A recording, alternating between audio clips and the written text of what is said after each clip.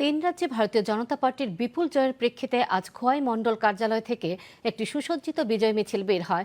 মিছিলটি শহরের বিভিন্ন পথ পরিক্রমা করে মণ্ডল কার্যালয়ের সামনে এসে শেষ হয়। বিজেপি খোয়াই মণ্ডল কার্যালয়ের উদ্যোগে আয়োজিত এই বিজয় উৎসবে অংশ নেন রাজ্য বিজেপির সাধারণ সম্পাদক অমিত রক্ষিত।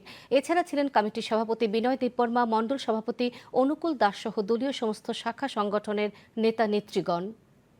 রাজনৈতিক জয় না, বিজেপির জন্য, সেটা ভারতবর্ষের জন্য in terms of internal security, external security, এর জন্য পশ্চিমবঙ্গ জয় হওয়া অত্যন্ত প্রয়োজনীয় ছিল। আপনারা জানেন ত্রিপুরাতেও তিন দিকে বাংলাদেশ ঘেরা, এমন পশ্চিমবঙ্গ বিশাল একটা বর্ডার বাংলাদেশের সঙ্গে আমরা লাগোয়া। সেখানে স্টেট গভর্নমেন্ট বিএসএফকে তার কাটার বেড়া লাগানোর জন্য পর্যন্ত জায়গা দিত না, এবং ওখানে ইলিগেল মাইগ্রেন্টস কি পরিমাণে ইনফ্লাক্স হতো। এটা শুধু রাজনৈতিক জয় না, এটা ভারত হিসেবে, ভারতবাসী হিসেবে আমাদের সামগ্রিক জয়।